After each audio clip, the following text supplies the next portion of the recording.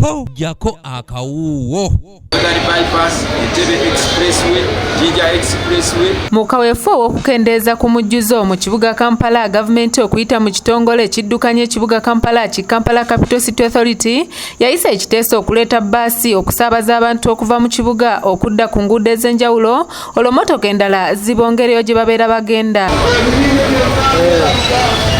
Kyokka ng'enteekateeka eno ekyakolebwako abakulira abagoba ba takisi mu Kampala bagamba nti abakulu baalisoose kulowooza ku kyakukola nguudo mbi ezijjudde mu kibuga Kampala n'okumufuluma ssaako obuguudo obutonotono obuzeegattako okusobola okutereeza ebyentambula mu kibuga nga ssenkulu w'ekibiina ky'abagoba ba takisi ki Uganda Transport Development Agency Mustafa Mayambala bw'annyonnyola.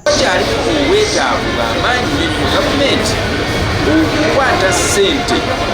ez'omugundu neziteeka mu infrastructure tukiraba nti kati kitandiseeko nga bwe tulaba wano mu Kampala flyover ekolebwa emu ku plan ezisobola okuleeta enkyukakyuka. Mayambala alambuludde emitendera 3 egigenda okugobererwa bbaasi zino okuli bbaasi 10 eza KCCA, bbaasi olwendamu 8 ezatondeka ssaako n'eza BRT bbaasi Rapid Transit era nga zino Mayambala agamba nti gavumenti erina okuzivujjirira ensimbi eziwerako nga bwe guli mu nsi endala nga South Africa n'awalala obutasasuza bantu bisale biri waggulu nnyo. Naye fenga abantu abakola omulimu gwa takisi tulina obukakafu okusinziira ku misomo gye twabaddeko obweru bw'eggwanga mu South Africa nti takisi zikyaliwo era zijja kubeerawo kubanga n'eri mu nsi gye twagenze ensi eyakula edda infrastructure ngeri ku mutindo gwa waggulu nnyo, enguudo zaakolebwa ziri ku mutindo gwa waggulu naye twasanze nga nayo takisi gyeziri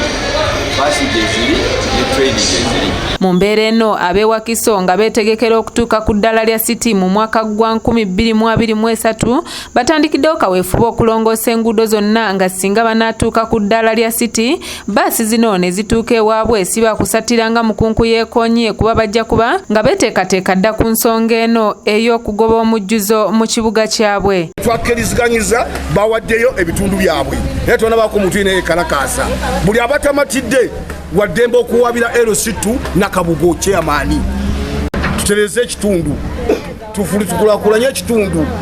tugaziye ekkubo. Stephen Tumusiime yakusakidde eggulire lino ku lwa ABS Television. Omuti ogusanga guli massa mu kkubo mumuguleke mumeme jagujjewo so si gwe obuvunaanyizibwa bw'omuntu yenna